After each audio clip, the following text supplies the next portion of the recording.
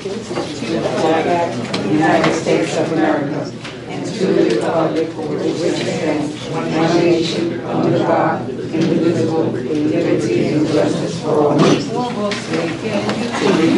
Yes, yes.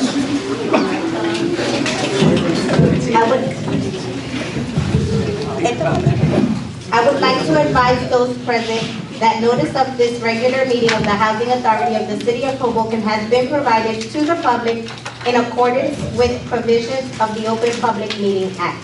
Notice of this regular monthly February board meeting was given by publication of the annual meeting notice of the authority with amendments as necessary, was sent to the Jersey Journal and Star Ledger on Tuesday, January 30th, 2024, and sent to the city clerk of Hoboken on Tuesday, January 30th, 2024, with a copy of the agenda to be posted on the aforementioned bulletin board in City Hall, Hoboken Library, and Hoboken Police Department, and posted on the authority's website on Tuesday, January 30th, 2024. I direct the minutes of this meeting to state that I have announced that adequate notice of this meeting has been given as required by the Open Public Meetings Act.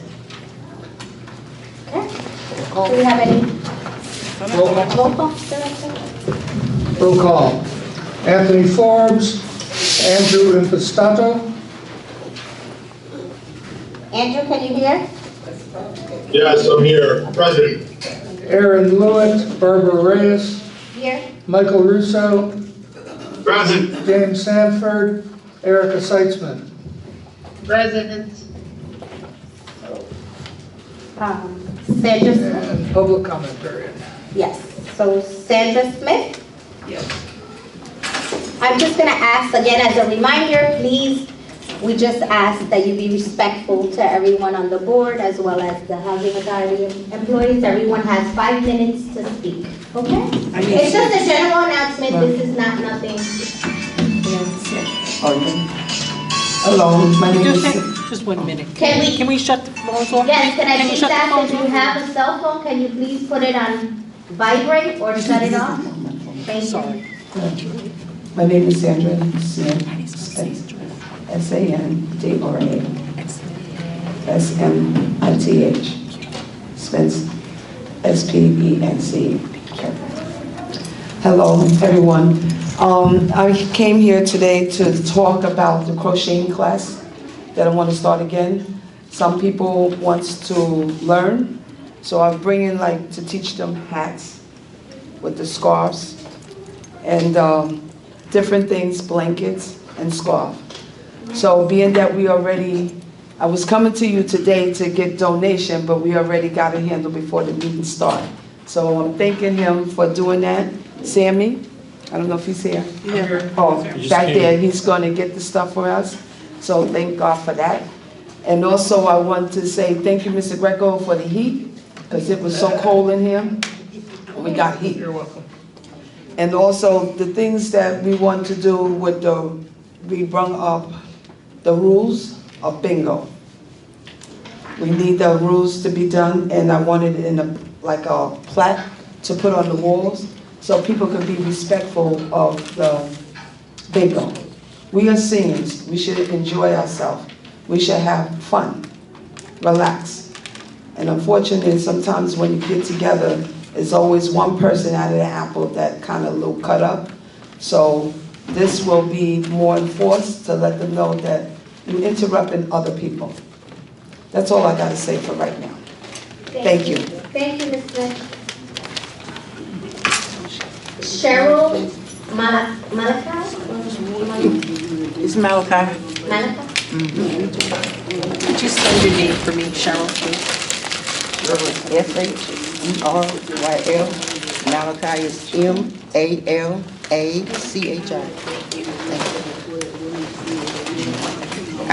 I'm here to address what is going up on the 5th floor. It's plumb ridiculous. You can't get no sleep. Knocking on your doors. Go in the trash room, they in there shooting up the stuff. They're bringing pit bulls up there. The girl lives in 5K.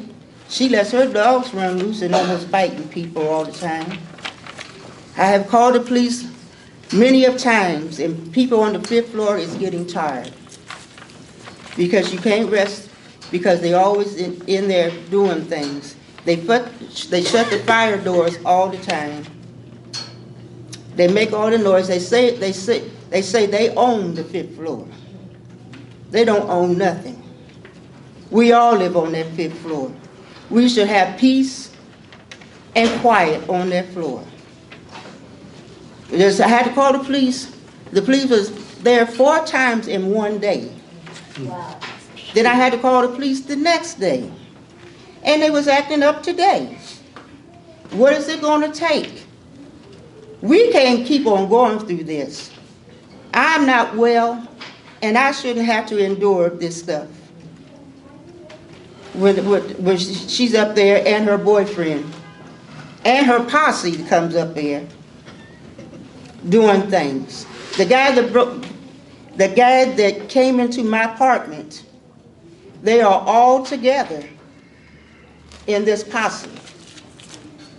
He stays up on that 5th floor with pit bulls and everything else. What are we supposed to do? I'm tired. I'm tired. I shouldn't have to live with this. I pay my rent every month on time. Why should I have to endure this? Why do other people on the 5th floor have to endure this? Put them somewhere else. We need peace. I'm a Christian woman. And my mother always instilled in me that I know the Lord. I know the Lord. I try to even talk to this young lady. She don't want to hear it.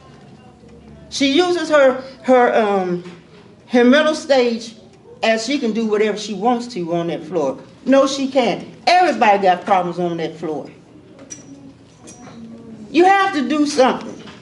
I know it's not an easy process, but you got to do something. Or move me to another floor. That's what I need. I can't even get all the equipment I need in there. I need oxygen, but I can't put oxygen in my apartment because they out there smoking weed and smoking weed whatever else they out there doing. It comes into my apartment. What am I supposed to do? There's 2 other ladies on this floor that would tell you what's going up here, what's going up on this floor. We can't do it no longer. We can't. I'm gonna stand still because I'm God's child, and I'm gonna fight this battle. And I'm gonna fight it with y'all, and y'all got to fight with me. And that's all I got to say.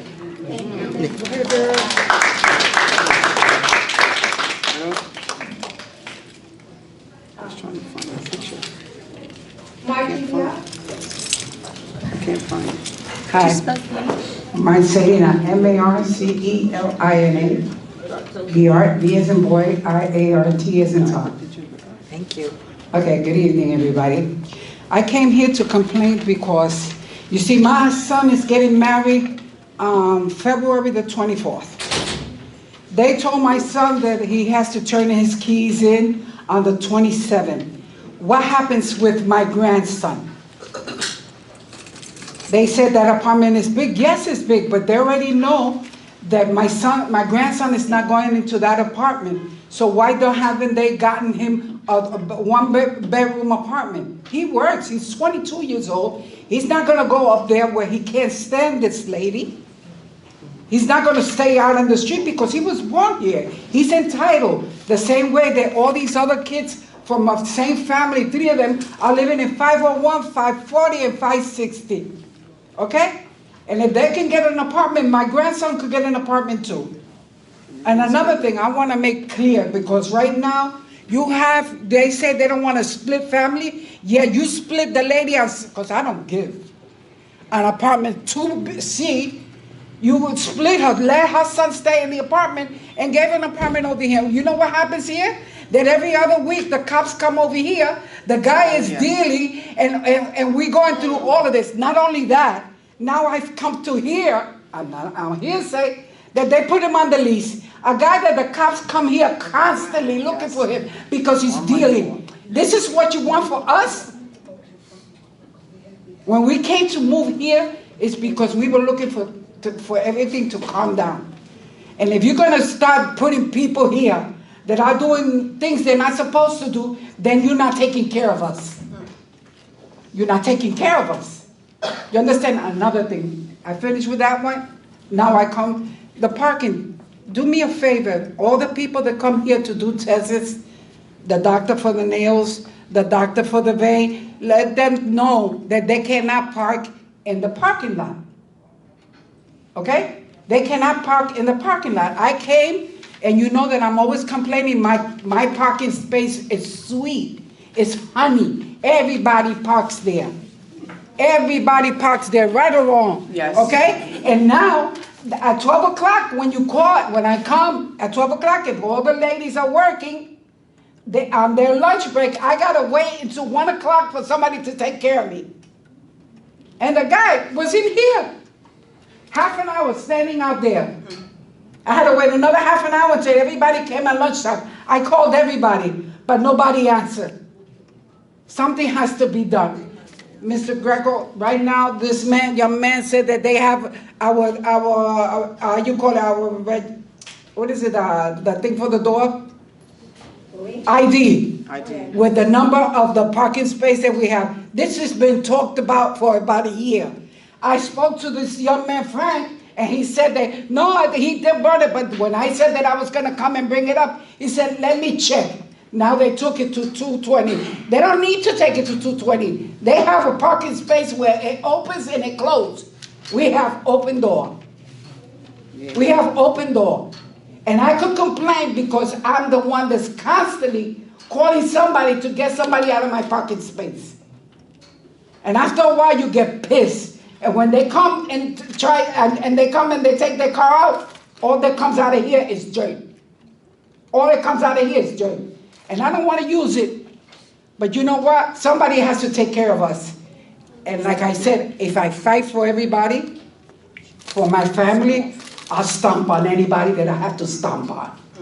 That's my grandson. He works and he needs his place. And they can't close him out and leave him out in the street if he doesn't want to go live with his father. He's 22 years old. And they knew that he was turning in that apartment. They should have started looking for a one-bedroom for him.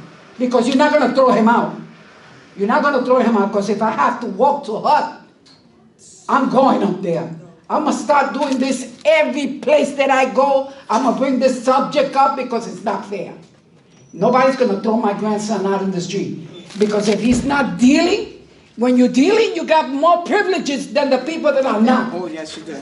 You got more privileges. The people that are dealing and doing the things they're not supposed to do, they got more privilege. Yes, they do. And when you do the things the correct way, they get screwed. They get screwed. They get ignored. And it's not fair. And it's not fair. And what's not fair has to be corrected. Thank you very much. I'm glad I didn't curse today. Thank you, Margie. You said it. Lonnie Richardson?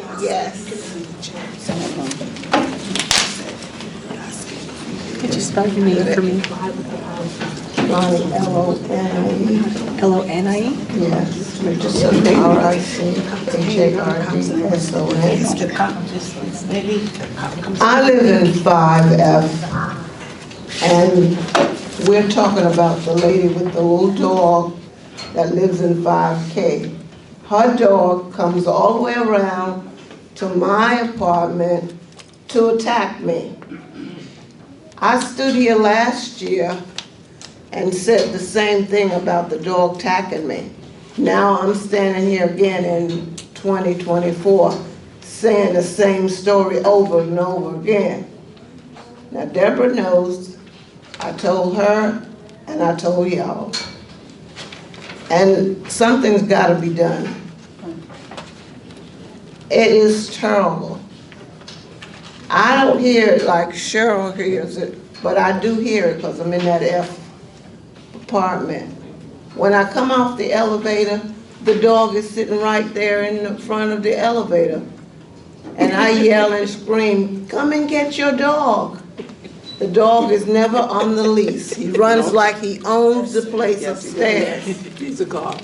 And last week I was coming out on my apartment. He heard my charms and stuff I got on my keys. He come running over there at me, and I just run back like that at him. And when I did that, he ran by his master and got behind her. I told her, I said, look, you got to keep your dog on a leash, because if he bites me, it's going to be big problems. And I just want all this here to just go away, because we don't get that much sleep. See, I'm bags. I got bags on my eyes. And I'm blaming it on that little dog and all that stuff that they do around there. You hear the closet to the garbage? They're in there. And what they're doing, I can't say what they're doing, but they're going in there too much to be putting out garbage. So that's all I have to say tonight. I just thank God and hope that we will solve this problem soon. Thank you. For the record, reflect that Commissioner Sanford as well as Commissioner Russo are now. Hi, baby. Hello, everyone. Hello. Pat Waiter.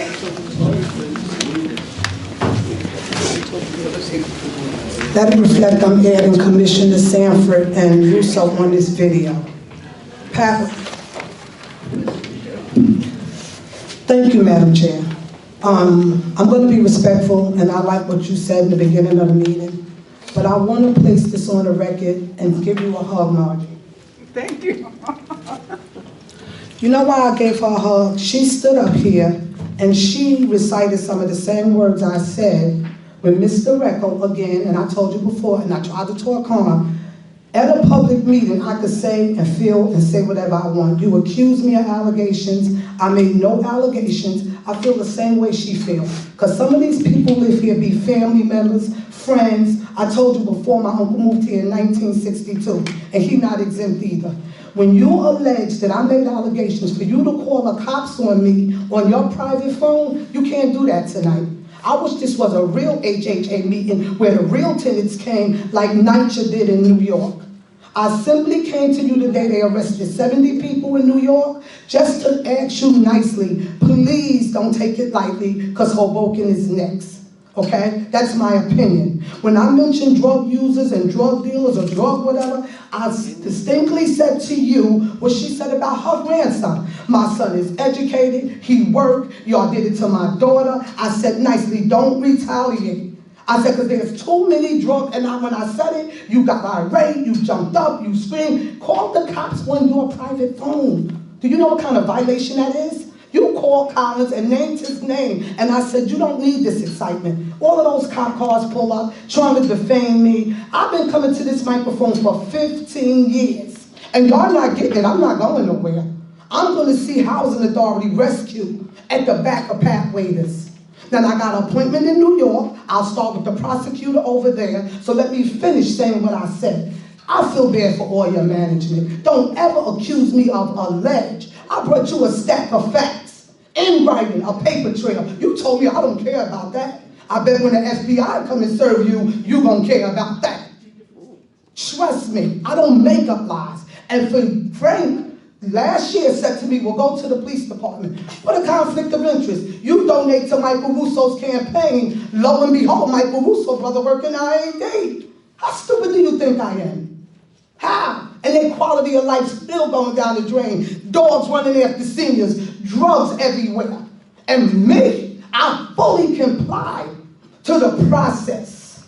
Y'all harassed my daughter. Frank made up new rules. My daughter lived in a luxury apartment, paying $800, free parking and no headache, and no drugs. Okay? So when you try to hurt a woman of God, like she said, I stand here and I stand strong, because somebody bigger fighting my battles. And I'm asking you again tonight, and I'm closing saying this. Sanford, again, we depend on you. Don't email me at the meeting and stop. I need you right now. You got some residents in your corner. Keep up our fight. Because we're going to claim victory. Watch. I got enough evidence to roll with. I can't afford an attorney like you. I was told by Packman, whatever the attorney general is, come in, Patricia, and start your complaint. And watch how many attorneys pick up that complaint. I'm asking you again tonight, do what's right. Mr. Fox, you're still on the payroll, right? See? I'm not Mr. Fox. You counsel, okay? Let me call you counsel with respect, okay? But these contracts tonight, 70 years. You see, 70 people arrested, extended for contracts. What is this to me? A smack in the face. Emergency contacts. This ain't about dirty politics. I'm gonna ask you again for the sake of me and my family, do what's right on this one, please. I'll be calling you, Stanford. Please don't let the people down in the residents of Hoboken. You on this board, you a commissioner with integrity. Keep up your fight, because I got your back. Thank you. Thank you. Thank you. Manuel Rivera Torres.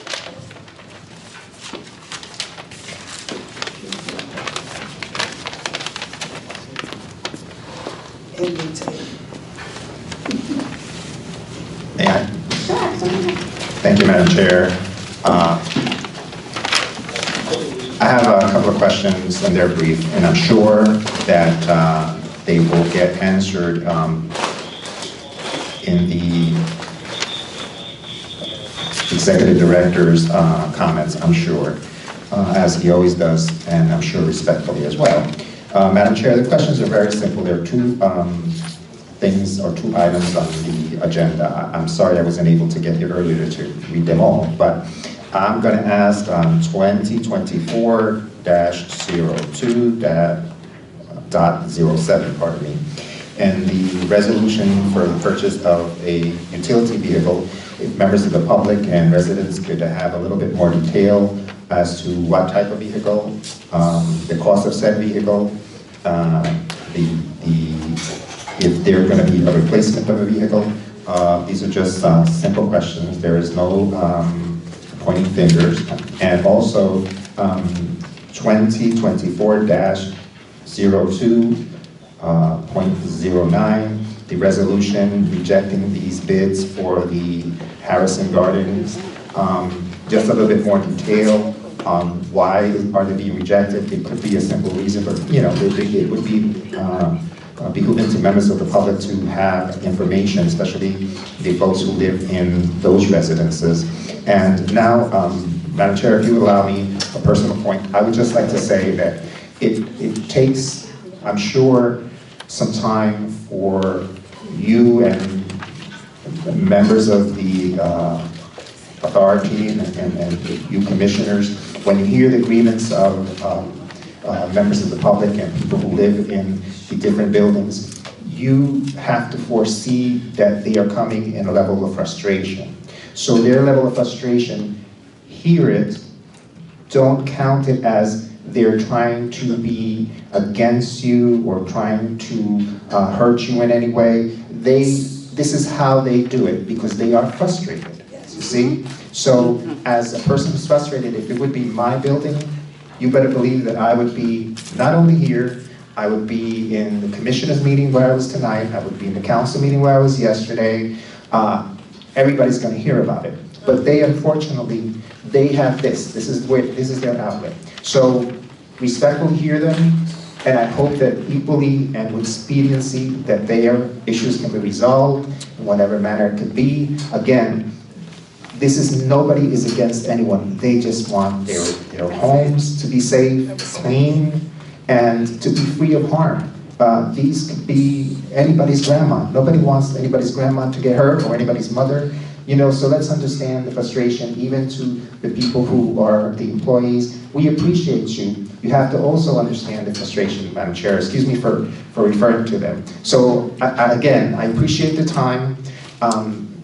Know that this is the only way they can get their point across, and it's important to at least extend a courtesy to address the issues. Thank you. Thank you. Thank you. Thank you, Manuel. I just wanted to kind of speak on, I know we don't do the back and forth, but I've been exactly where each and every one of you residents are. I think everyone here has seen me get frustrated, be passionate about what's happening, and understand. So I don't ever want you guys to think that I don't understand where you guys are coming from, because I've been there, and you guys have witnessed me fight. And just because I'm sitting on this side of the table does not mean that I leave you guys behind and don't speak up for you.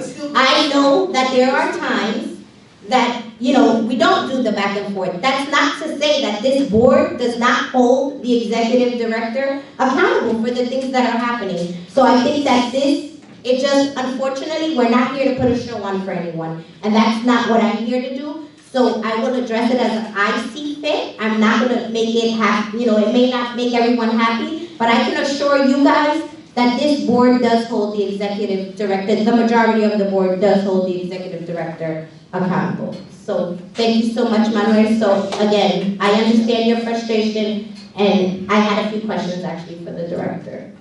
Thank you. Concerning tonight. Sure. So I'm just a little bit concerned. I mean, a lot of the things that the seniors are saying, first of all, this is the senior building, and I understand that. Yes. In most recent times, we have added a lot of disabled individuals who are not seniors into the building, and that is what has been causing a lot of the issues. But to sit here tonight and hear how dogs are running without no leash, how seniors are getting off an elevator and you have to worry about a dog being in front. First of all, my first problem is, where is our security that should be working and walking on the floors? Why are they not witnessing? Are they witnessing it? Are they reporting it? If they're reporting it, why hasn't something been done about the dog? I understand that dogs can be very sentimental to people, I get it, but you also have to be responsible for your pet. And I don't think our seniors should be living in fear of being attacked when they're coming into their building, where they're getting on their floor. And I also feel, honestly, it's not fair that they're not sleeping because of what's going on there. Our security is here overnight, right? So look, if that's an issue, maybe we should have them kind of do more walks on that floor and address that floor a little bit more than they have. This is my suggestion. Director, we can, discuss later further. I just felt like I had to address this situation. And I'm glad you did, because I couldn't agree with you more. Our seniors shouldn't have to deal with this.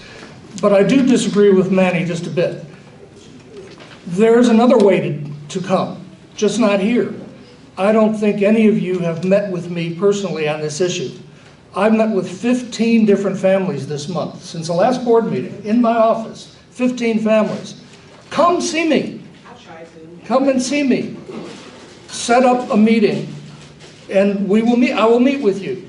And I would like to do that. I really would, from my heart. I would like to meet with you before you come here, so I have a chance to make sure your manager knows, to make sure we've talked, to make sure that my staff is enforcing the lease as much as possible. So please, you know my cell phone number. Please come and see me. We get the runaround. You can come. We get the That's not runaround. gonna ask that. May I finish? Yes. I think you have my cell phone number, Yes. right?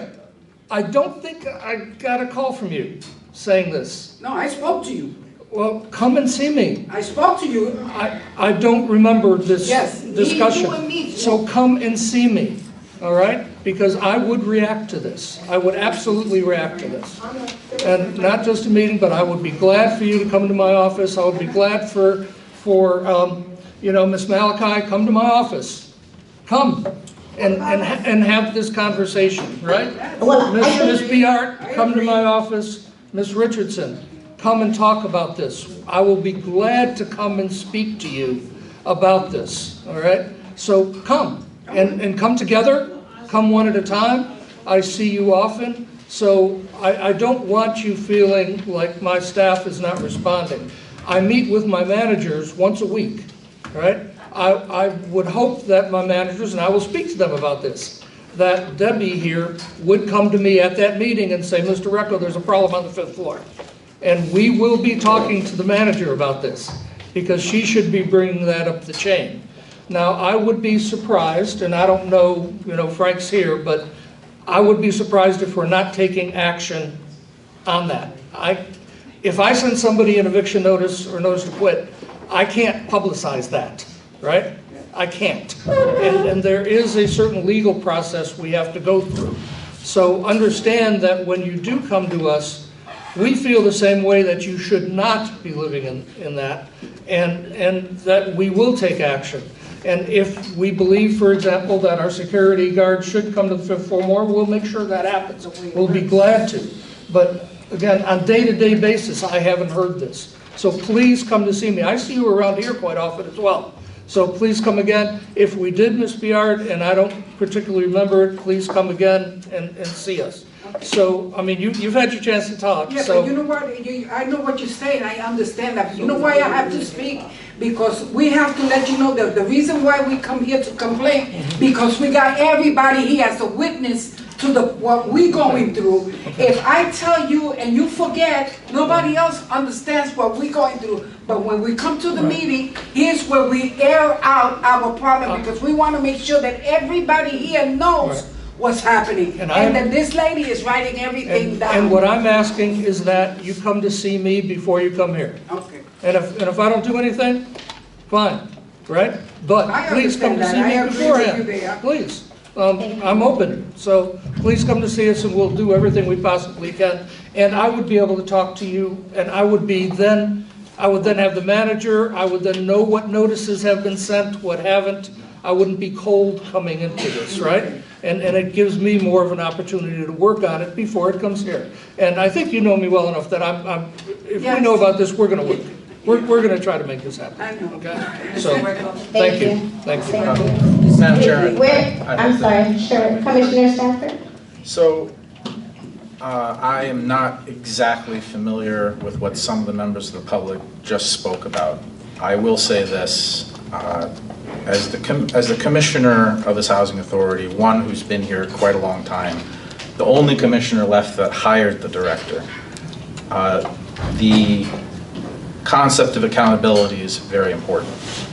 And that accountability also extends to me, because I made the decision to vote for this director. I understand the feelings that the public have about the runaround that they are getting. And for a good amount of time, I have done what I can to hold this director accountable, and I have been thwarted at every turn.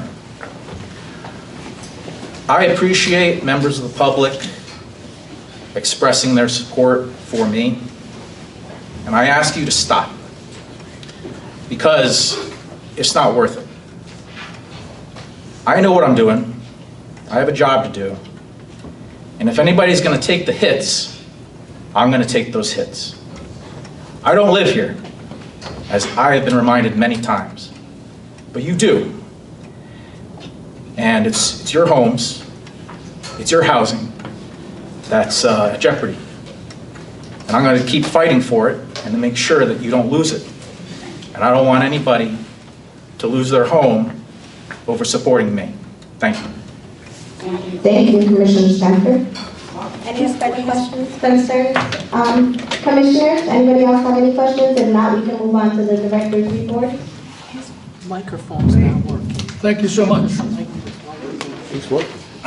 No, it's not. After getting back from the holidays, we've had a very busy January, going into February. We've been working intensively on our Hoboken Housing Forward initiative and our project-based voucher issues from the executive side. Again, we must remember that this is a step-by-step process, and the foundation is the most important part of this building.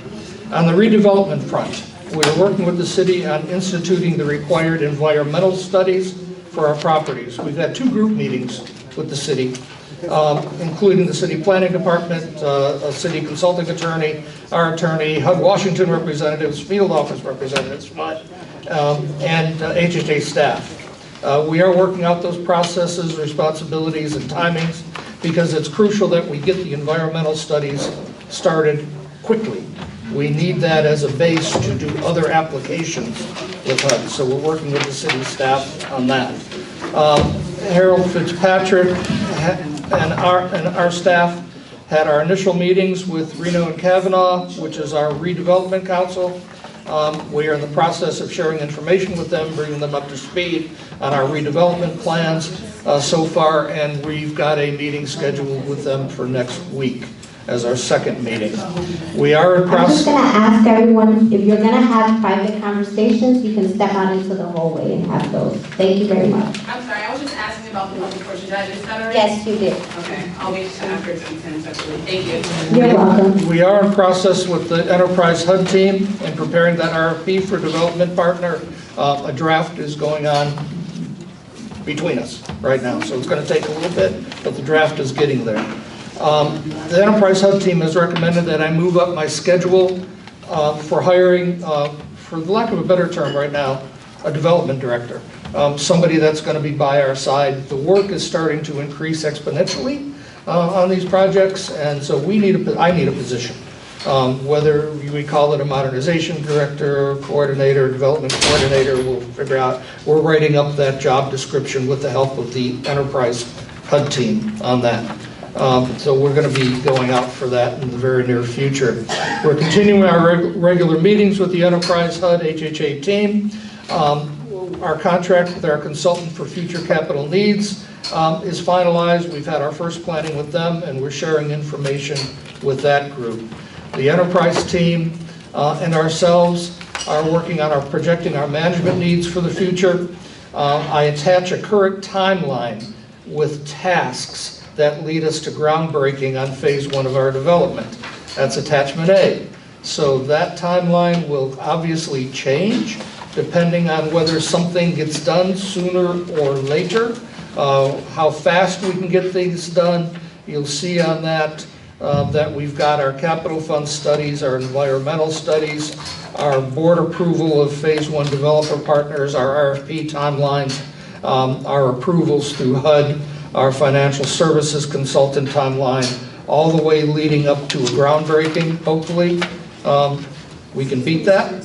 A groundbreaking on phase 1 coming up toward the end of 2025.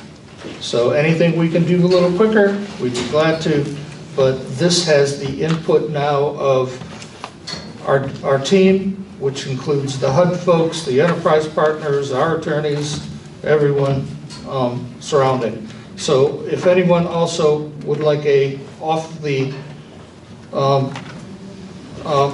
meeting on that, we'd be glad to go into that on depth, because it's our best projection right now. And if you see at the top of it, it's version 3. We've been going back and forth on it and making sure it's right, or at least as right as we can at this point. On project-based vouchers, my goal is to have that RFP for project-based vouchers out right after the March board meeting. We will be bringing a revision to our housing choice voucher admin plan to the board in March. But the major thing that we've been working on is on these VASH vouchers, Veterans Assistance Vouchers. The state VA must be involved.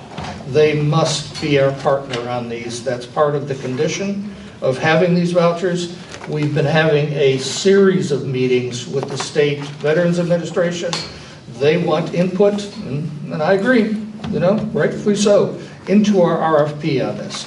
So we're somewhat at their mercy on their input into this, but we think that by next meeting, that right after that meeting, my goal with them, and I've told them clearly, Harold, et cetera, we want to be on the street right after the March meeting. And I think that's achievable, because we've already got some drafts running around, a fellow named Vic Carlson. So we're working hard at pushing that out the door. We did have a finance committee that met this month with our fee accountant and HHA staff and the finance committee. And I'll give a brief, and then if Andrew wants to jump in or anyone else there. We reviewed last year's budget totals and projected expenditures for the current fiscal year we're in, which is fiscal year ending 9/30/2024. The good news, there's no need to panic. We are going to get, we think, a reduction in HUD's funding, but we don't think it's going to stay at 87%. which is what it has been for the past 3 months. But we are saved somewhat because our occupancy numbers are much higher. So as opposed to prior years, because we're at 96, 97% occupancy, our income will be higher. So that's going to balance that up somewhat. We're also projecting a surplus next year, which will probably be eaten up by the reduction, but not to the point where we're going to go into the red or black. When you're not, yeah, right. When we're in trouble, and our surpluses are good. So that's where we are. And Andrew, I think we all walked away thinking, okay, we're solid. We can go from here. I don't want to put words in Andrew's mouth, but I think that was where we were when we left that finance committee meeting. So I don't know if Andrew has anything to say. If not, I'll go on. We continue to work closely with HPD and residents, and yes, residents, we will go back, and Barbara, we will go back to the security about that. They can't be everywhere all the time. They just can't. They do walk the hallways, but and I do know if there was a dog out there, they'd be talking to us. I'm sorry. Continue to work Can you just repeat that? Because we had a interruption. Sorry. We do continue to work closely with the HPD and our security services. They do walk the halls, and I know if there's a problem, they do reach out to Frank on a regular basis. And they're giving him daily reports on what they find the night before. On policy and outreach, we did say goodbye to Corinne Richmond on February 2nd, so Corinne's now, we wish her the best. And the job posting for the public relations and policy position has been posted, and we've already met and talked about who's going to take over those duties till we get another person for that online. I continue to meet with residents on a personal basis on our intake appointment system, and please use that. Please come and see me. Again, we met with 15 residents, so people can see me. Sometimes, I mean, I work by meetings, and my schedule is tight. We do a lot of meetings, but you will get to see me if you put in an intake. Or call me on my cell phone, and I'll schedule that with you personally. Okay? Housing for Hoboken met on January 23rd. They were brought up to speed on all of our Hoboken Housing Forward initiatives that I just went over, so they're completely brought up to speed. Our special capital projects, our main entrance gate and courtyard at Harrison is under design, and our goal is to have this bid over the winter, ready for spring work. So we'll get that bid over the winter and be ready for spring. Security camera installation, we've rebid this project, and when we get there, we will explain why we had to delay acceptance. Same with the courtyard paving replacement, that we expect to have this bid over the winter and ready for spring, and the hallway and stairwell refurbishment. When we get to those particular resolutions, Annie, we'll be going over why, as well as when we get to the resolution on the vehicle, we'll go in depth on that. We have defensible space funding, fencing under design behind our buildings from 208 to 400 Marshall. This will be bid along with the courtyard gate replacement.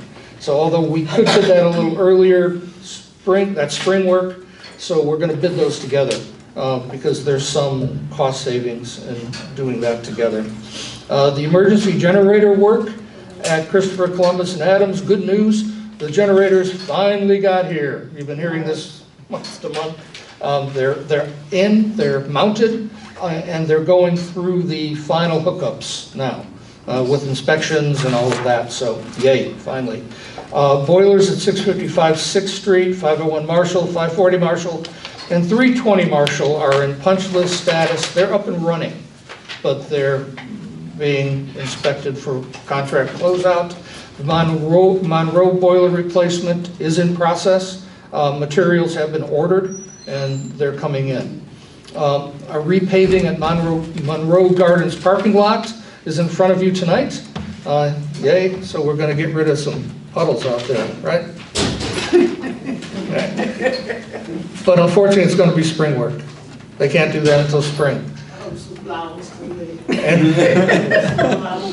we can work on that one together. I'd be glad. Do you know how much of a flower fan I am? I don't know if you know. Me and Frank are gardeners, so bring them up. Let's do it. We want flowers like that. Let's do it. Let's do it. You got enough water for a pool. Sounds good. We're developing a scope of work for the sidewalk repair and ponding remediation over at 655 6th Street. This will also be spring work along with the flowers. On management, we've got this new HHA regulations that we have to institute before actually the end of our fiscal year. I was a little bit misleading. We've got to do it by 10/1/25. This will involve extensive policy revisions. We're working on that now, training staff. Correct, I'm sorry. You said 10/1/25 or 10/1/24? 24, sorry, 24, thank you. Staff is attending training. This is the largest change in resident rent calculation occupancy system in years. We've done a presentation at the resident council meetings here at my meet and greets, and we'll do more presentations on that as we move forward to that. That makes some changes in how much a resident can have in savings, good changes by the way, how much a resident can claim for health benefits, that type of thing. So that's coming from, we have no choice. But the only reason this has been delayed so long, well, first of all, it was hard. And now it's, in order to implement this, we have to reprogram our software.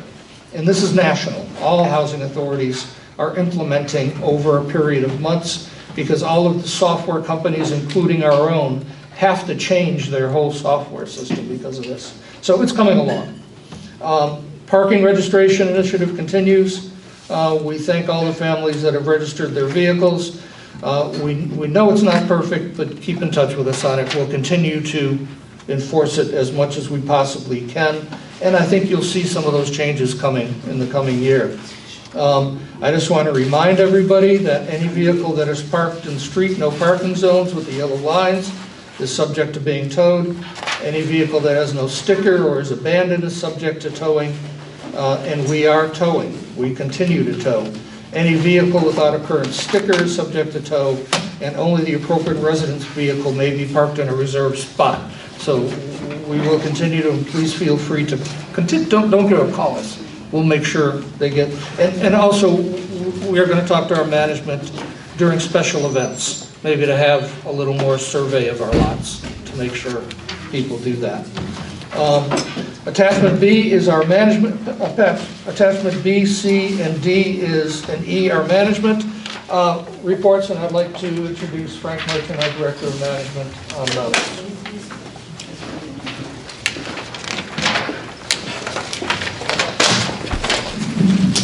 Frank Merchant. Yes, so we continue to hold the line at 96 for public housing. We had a really good month. I thank everybody that worked hard on it, from assignment to getting the apartments ready to lease-ups. We had a total of 15 new lease-ups and 6 transfers, so that's 21 newly finished apartments that families moved into in total, right? We did have 6 move-outs, or else we would have hit that 97 mark in public housing, which holding 96 is good, but we want to get to 98. And I already know that from what's on the books, we're already inching up towards that. There's units that are being worked on currently that are already assigned to families that have already been screened. So as soon as those units are ready, they'll be occupied. On this report, we have 136 families in repayments. Okay. Unfortunately, part of the repayment agreement is, you have to stay current on the repayment. Sometimes the repayment is not maintained, and once the repayment agreement is defaulted, we do have to then cancel it. As of this report, which was a couple days ago, we had 136 today.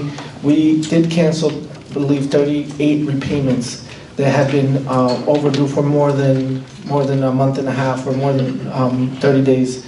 So now what we are going to offer and what we want folks to do is we will offer you a final second chance. We are in the process, we're working with our attorneys to go to court, but because there is a little delay, that delay is something that it can benefit our residents because it gives them an opportunity to, listen, we don't want to get to court. We want to enter into repayments that are working. Now, what that number represents, that 136 is about 36% of those families are behind. But rather than focusing on that, we do have 64% of those families who have been making payments monthly and have increased the bottom line at least by between $12,000 and $15,000 a month, which doesn't cover the hole that we're in, but it starts the process of healing, right? And accountability and getting families to feel, because I understand sometimes whenever we find ourselves in situations, it's something that we take to sleep. We can't sleep at night and we're worried about it, and just getting families at that point where they are in a repayment, that they are current, and feeling that will certainly go a long way for that. Frank, can I interrupt you one Yes. second? And I know we can't do this in a mandatory fashion, but in these conversations with the repayment agreements, are we asking the tenants to do an automatic withdrawal for their rents? Is it something that we're pushing? Is it something that we're urging our residents to do that so that they don't fall into this position where they're defaulting on the repayment agreement and then having to kind of start all over again? Yep, and that is an awesome, and I believe you had brought this up in the past, and this is something that we are looking to implement. So right now, we're in the process of switching a contractor, not us, but our software company. We use a company called Stacks, that is who their third party was, who did the check processing. It wasn't working out for PHA, and it wasn't working out for the housing authority, so they have let them go, and the new system goes into effect March 15th. Coincidentally with that, we are already at the point that we already have now the forms that we will be able to enter into direct debit with families.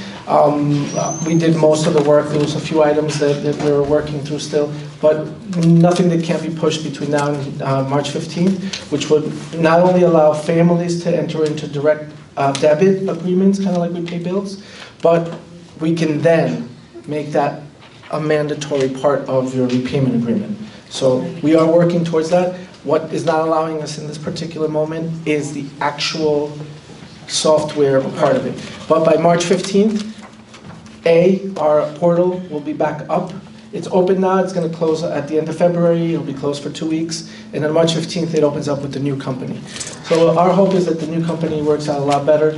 And just to give you guys a little color on that, what it was the way that it was working behind the scene from when a person paid to the point when the housing authority got the money. The lag was too big. There was not enough, and it was causing to show kind of like late payments in housing authority software. So that's what that was. But And I'm sorry, Frank, yes. just from a legal perspective, we're covered in kind of pushing that into those EFTs or those automatic debits, right, in those repayment agreements? Because I know there's some state laws that. No, you're absolutely right. It's legal to encourage it. Right. It can be done under the system. Right. We cannot require it. Correct. You're absolutely right. Would there, I'm sorry, I'm going off on a tangent, but in a situation where it gets to court, can a judge mandate that? No. Okay. Thank you. There's a specific state legal legislative position that says you cannot mandate it. He wouldn't be able to either. Okay. Thank you. Sorry. Yep. It's a great try, and I wonder whether or not we could try to convince somebody that if we're litigating a repayment agreement issue, it could be added. And we have considered that when we get to that point. Yeah. But as a general principle, we can encourage volunteering as much as possible, but we can't mandate. Okay, thank you. Unfortunately, the direct debit also, the money has to be in the bank, so that doesn't really solve the issue if we have direct debit and there's no money in the account. But more importantly, as we now are in court, when someone does enter into a court-ordered repayment agreement, which is different than our repayment agreement, then there will be a fast track after that point to kind of close the case. And unfortunately, at that point, the minute that someone does default, I believe it's in a matter of 3 or 5 days, we can go right back and then we don't have to go through the whole process. Then it's just going to the. So so that's that on, the other thing I did want to talk to everybody about was, I do understand that as we are getting fully occupied, it's awesome. But fully occupied also means a lot more difficulty with transfers. So I want everyone to be cognizant of that as we are going through the process of, like the director said, we meet with 10 to 15 families per month. The bulk of these conversations do have to do with either transfers or that sort of nature. And as we do get fully leased up, it becomes harder and harder because now there isn't a place to move to, right? We have done an incredible job in the last year. Over 70 transfers happened in 23. 70. Way more than what we had allocated or hoped for, because we do have to maintain a 3-to-1 formula, which is what we are aiming for, 3 lease-ups for 1. But circumstances happen, real life happens, and as we're going through that, whether it's apartment conditions, family situations, or whatnot, then we are pushing and have made the transfers. On the other side, what that means is that those 70 people who transferred, those were 70 apartments that were refurbished, so they're in pretty good shape. Plus all the lease-ups, right? So that keeps tightening and it keeps getting better and better. As far as we continue the conversation about the parking, and right now, I do know that the hot button for everyone is the dogs. And it's something that we have to get to the point where we can even talk about, I was going through the smoking policy, and I know that you're complaining about the smoke, and one of the things is in our smoking policy right now, it says that if you are caught smoking in your unit, we could charge you $50, and that if it's 3 times, we can move to a notice to quit. That's on our policy right now. It hasn't been enforced, and we haven't pushed on it. So, but because at every step, right, the first step was let's get these apartments, let's get the vacancies under control, let's get the parking under control. So as we tighten up, and now we're able to point to the things that might not seem as important as a vacancy, but do affect the quality of life of our residents, which is people smoking and their dogs. So now, this year, 24, is going to be the year of tenancy and quality of life. So what we're pushing is for quality of life. I would like to also put it on the table that I would love it if we can make it so that if families who have a dog and they let their dog outside, either without a leash or the dog poops, that they would be able to kind of fall with that $50 fine. If you can't clean up after yourself, we'll gladly clean up for you for $50. I don't want to clean up for you for $50, but so that's more of a conversation. If we can fashion something and bring it to you guys for approval, I think that would give us the tool to be able to say to people with dogs, listen, I don't need to talk to you, I don't need the managers to get into confrontation. All I need to see you is on camera doing it, and then you're going to receive that $50 once, twice, 3 times, and then we're in court. We don't want to do that. We just want you to pick up after your dog. And I do know that there are handful of people that make it really bad for everybody. It's not all the dog owners, it's not all the time, but those few that are making these things are making it really tough for people. I have worked with Cheryl, and I do understand her frustration, and I know that the 5th floor is something that, it's hot. We are kind of. This is the mental health issue that we have across the country, and this has become the hardest part for us to enforce and what's happening. And I just want everybody to remember that as we're all going through it, some people have obvious mental health problems, but just because someone doesn't have obvious mental health problems, we can all start to get them and start to get affected by what we're having to deal with every day. So we are as frustrated as you are, and I promise you that we are working on it. The law isn't as quick as we are used to, because we're in an age of instant gratification with our phones and everything. The law works a little bit slower, but it's intended that way because that's what makes it fair. So we are fighting for you, but to the director's point, the more intakes, and I know that you spoke to him, right? But as an intake, so that, like he said, that we can have a manager, we can have all the paperwork ready, and then address concerns in real time, and then still come here. So, but we are looking to make some changes in a short, near future that I think is gonna help address some of these things, and it's just a matter of a fresh perspective from management side. And I do believe that everyone sitting at that table right now, it's a hard job that we're with, and when things happen like what happened in NYCHA, which is disgusting, and it makes a very hard job for us even harder, I want to let you guys know that I'm behind you guys, even though sometimes people are going to throw dirt at us for no reason. That's okay. We know what we're doing, and as long as we are doing it for the right reasons and right, we will always be okay. In spite of what people come up here at this microphone and are allowed to say about us, that's okay. And to stand here and record in my face, that's disrespectful, but that's okay. But we are here, and we will give not only that person, but anybody, we will give you the fair ear every single time.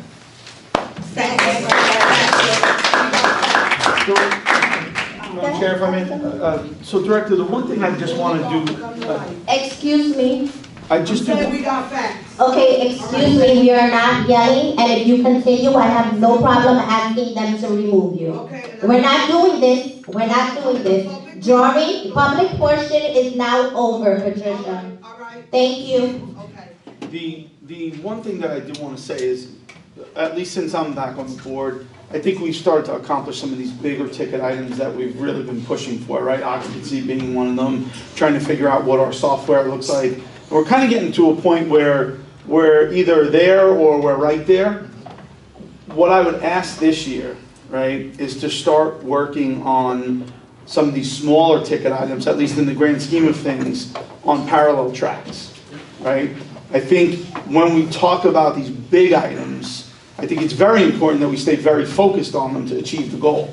I think now that we're getting to a point where we're starting to now hone in on some of the smaller stuff in the scheme of things, I think we can run on parallel tracks and accomplish 2, 3, maybe even 4 of those things at once. And I think that will help with the overall sentiment that we heard tonight of the frustration of our residents, right? We know that we're never going to make the current units to the standard that our residents deserve. That's why we're going through the process we're going through and trying to rebuild new units for our residents. We understand that.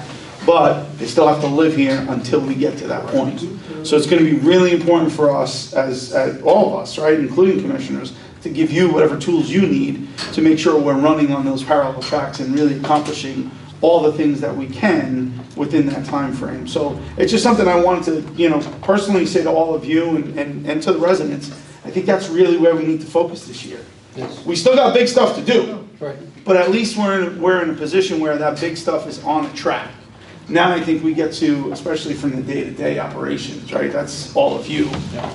We can now tackle some of these other things, and I think it's important that we try to do that. So just my 2 cents on it, and I hope that we're able to achieve that. I couldn't agree with you more on that.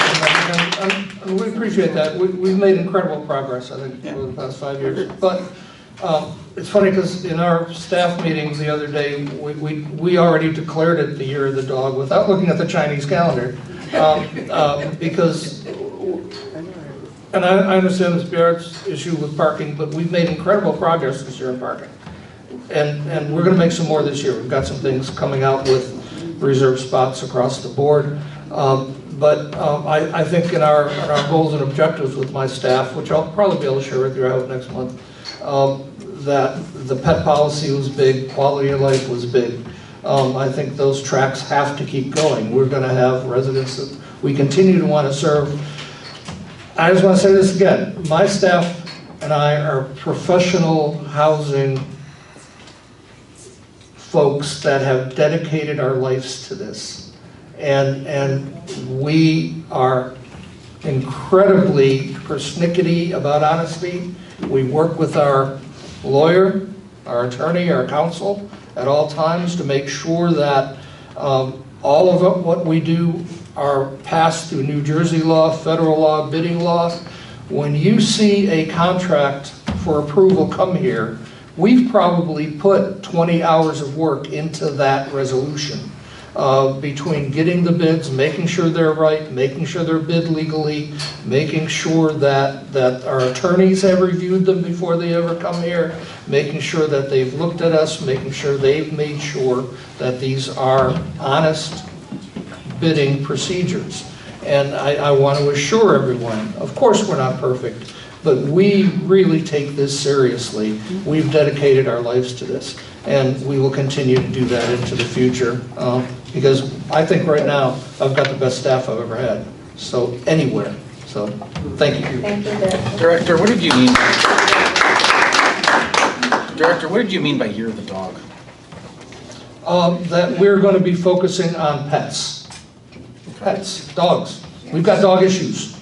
We've got dog issues, right? We've got dog issues, and some folks I happen are. to be of Chinese ancestry, and I do celebrate the Chinese New Year. That's great. I would appreciate it if it's not mentioned in a derogative way. Oh, I thought there was in a positive way, but I'm so sorry for that. So. Well, then I'll take that back. I'm so sorry. I've had commissioners tell me I don't look Asian enough to be up here. I'm very sensitive about this. That was, okay. And I'm not saying, none of you, So none of you, past commissioners, have, so I'm a little sensitive about this. Okay, well, I apologize, and I'll take that back. I Thank won't you. use that term again anytime, so, thank you. Lastly, on management, we do expect to be reopening our wait lists for all unit sizes in the very near future. This will entail a board approval from you next time, and we think we're ready to open them back up. We'll also be coming to you to open up our housing choice voucher wait list. And Director, can I add? This is with the new rules of a Hoboken preference. Correct. First. Correct. Correct. Absolutely. Absolutely. Absolutely.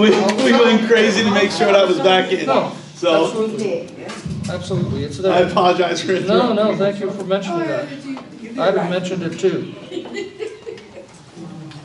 Our maintenance report, our able team of Jackie and Sammy are leading our maintenance department. We continue to accept applications for part-time building maintenance workers and full-time mechanics. We ask, again, if you've got an issue, please call it in to your manager, to maintenance. We will respond very respectfully. We can do it faster than calling it into a commissioner or a council person. We can make this happen for you. We continue to meet with city representatives to coordinate activities to improve our trash collection and recycling. So we're looking at a new trash collecting system to get rid of the dumpsters, to have something that closes solid. We found the products, worked with the city. Of course, we have to think of how is the city going to pick up that trash now rather than just a dumpster thing. So we're working with city staff. They're being very responsive on working through our issues with that. It's not a small task, but it's important because right now the dumpsters are a rodent playground. They are. They are. And that is the technology we have right now. So, You're talking about the cats. We've got those issues. We continue to work on special emergency repairs. We experienced a major break of city water line on January 21st. Thank you all of those residents that lived through that and dealt with that. And thank you to our staff, Sammy Fermate, our boiler crew, Greg Woodlitsky and Louis Depron, spent hours. You do not know how frightening it is when our water's down for our boiler systems, right? They kept the heat on to all of our units through that entire time. They did a tremendous job making sure that works. They did that job protecting our property. I would be remiss if I didn't give that special thanks to the city OEM operation. They were in touch with us immediately. The lead by Ken Ferrante in expediting all repairs quickly and efficiently. And again, it was a city water line, but of course our residents were involved, so we were on site that entire time. I don't think Sammy's getting much sleep these days. This month we had two situations which I authorized emergency responses. If you remember our storms that came through, tons of rain, a lot of rain, right? A lot of wind blowing, a lot of rain. We had two major places where rain was infiltrating into our living units. due to deteriorated brick pointing at the top of the buildings. It wasn't the roof, it was the actual pointing on the side of the buildings. The rain was being blown into the units through the brick structures. So it needed an emergency response. We couldn't wait around for this. And you'll see, I think we got a fair price and a good job on it. In addition, we have had experienced a number of major sewer line blockages this month. Winter has set in. Holidays, grease, down the drains, issues. Then it gets cold, that grease coagulates. So we've been out there with our drain cleaning crews. And we actually had one sewer line this past week that cracked wide open. And again, Sammy was there all night. I've got some attachments, free to ask any questions. A boiler room report by Greg. Major maintenance plumbing projects provided by Sammy. Maintenance unit repair that falls under Jackie's purview. Finance reports, finance is working on the HMA billing for project closeout. This is so old, right? This is the roofs, the elevators, brick pointing on many places. All that work we did with the HMFA project, 12 million? 13.5. 13.5 million, right? That work is completed. We met with HMFA last week. They're going to send us a final checklist. They assure us that it's going to be a fairly small checklist to close these out. They also agreed, and we were dancing down the hallway, that if you remember, this is a forgivable loan, 20% per year. Well, it's been long enough now that in March of 2025, that 5th year expires. So that money that we spent, I think, so well and wisely on our buildings, on our elevators, all of that relocation, all of that elevator work, will be paid off, zero, without us having spent $1 on that in March of 2025, so basically a year from now. Now we only owe 20% of that, 13 million. In one more year, that will be completely wiped off our books. So yes, absolutely. Year-end closing for the 2023 audit through finance, the housing choice voucher budgets to get ready for those RFPs, and their RFPs and RFQs through finance. I am excited to have our proposal for agreements with resident service providers in front of you tonight, and we can talk about that more when it comes up.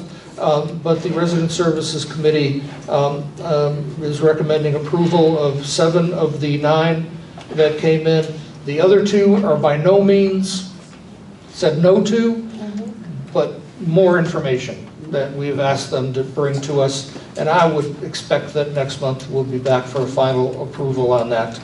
Special note, on March 8th at 1:00 p.m., we plan on having a dedication ceremony at 411 Marshall Community Center, dedicating that center in the memory of Miss Annie Forbes. So we look forward to that day. We have worked with the Forbes family in planning the event, and we will have a special invitation going out on that in the very near future. And what's that? It's a Friday, right? Yes, it's a Friday at 1:00. We did have what I think was a very productive and lively RAB board meeting this month. We are working on what we think is a final draft of new bylaws for the RAB board, and of course the rules for bingo and community room use. So we are actively working on those with the RAB board. And having said that, I'll turn it over to Mr. Daniel to tell us what's up and coming on resident services.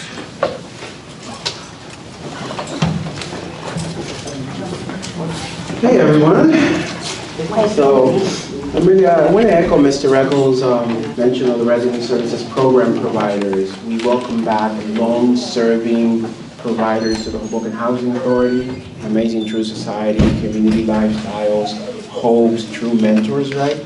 And then we also have new submission this year, which is an organization called Strong Minds of America. This organization is great because it's going to provide the Housing Authority with the tools that we need in order to be able to serve our residents wisely by providing the mental health support that our residents need. Not just are we going to be able to target the 16 to 25 youth, but also seniors as well, to be able to assist them with the support groups that they need and the experts that will be able to provide the workshops and the mental health counseling. So I'm really excited about this new program provider that's coming to the Hoboken Housing Authority. And it's one of the providers that we are considering for tonight. And Team Wilderness, this is their second year, right, that they have submitted a proposal. They were here last week with an info session for our youth, 12 to 18. They provide unique outdoor experiences. So last week with their info session, they wanted to promote 2 trips that they have, a snow tubing trip on the 11th of this month and also on the 25th. So they still have 5 spots left.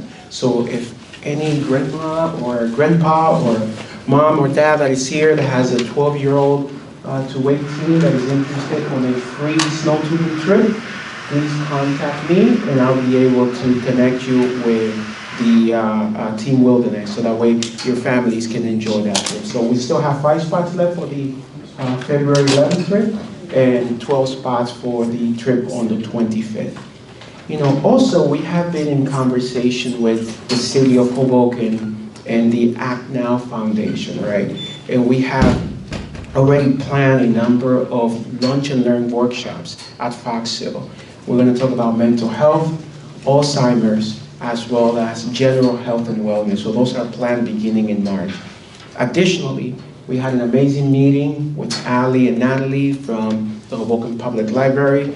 We have a number of huge events planned for our seniors, right, from memory cafes, which are going to be held at Fox Hill, to a number of tech workshops that are going to teach our seniors how to connect and use their different devices, connect them to the Hoboken Public Library resources so that we get able to enjoy all of the free music and movies and books and magazines that the library offers. Additionally, we're going to have also lunch and learn workshops focusing on health, right? We're also going to touch on mental health for Adams and Monroe, in addition to diet and exercise, and also creating social connections. So we have a lot of activities that we're working on this year, connected with the City of Hoboken as well, working with Ruben Ramos on the June 1st Southwest Festival. So we're really excited for that event. So we have a lot of events and programs and services and resources ready to be brought to our community in order for us to be able to improve the quality of life for all of our residents. So really excited for this year, for all the program providers that are bringing their services, the City of Hoboken and many of our partners that are working with us to really develop this community. Thank you so much. Oh, my apologies. One more thing. So I did hear about the issue with the parking, especially in this building. So we already spoke with the manager around January 26th, and we have asked all of our program providers that when they please come to this building, and also Adams, which is very difficult for parking, to please not park on the resident spots. Thank you. So we have already addressed that. And because we value our residents, we know that when you come, you want your parking, you come from the doctor, you come from grocery shopping. So we want to ensure that our providers are able to provide you the service, but at the same time, not disturb you. So, thank you so much. Hey, just quick. Yes. Yeah, just a quick. My apologies, yes. No, it's all right. Actually, a member of the Boys and Girls Club board reached out to me, and they're instituting a program this year, and I don't have all the details, but I would like to hook you guys up. It's a Money Matters program for our youth. So it's basically teaching children how to kind of deal with their money, managing their money, things like that. So I think it would be a really cool program to start instituting. So I definitely want to get you guys together. Beautiful. All right, I'll hook up with you offline and we'll figure it out. Thank you so much. Thank you. Thank you. Thank you. Thank you, Daniel. That ends my report. Questions, concerns, any commissioners? Okay. So, Resolution number 2024-0201, resolution of the Housing Authority of the City of Hoboken to approve the meeting minutes for January 11, 2024, regular board meeting as revised. Motion. Motion. Second. Thank you. Questions, concerns? Director? Anthony Forbes? Sorry. Earlier today, there was an email making a revision or I'm changes. sorry, see, I'm just having a problem Yeah, hearing you. okay. So, That, I don't think your mic is working. hello? No? I don't think it is. I thought it worked that time. I don't know if it's on. It's definitely not working. Hello? That one is not working. Number 3 is working. You said one of those. What about the one right there? This one right, oh, was that yours? Yeah, that one's working. Thank you. So my question is, what was the change that happened earlier today with the email of the revised? What was different from the previous version? Sure.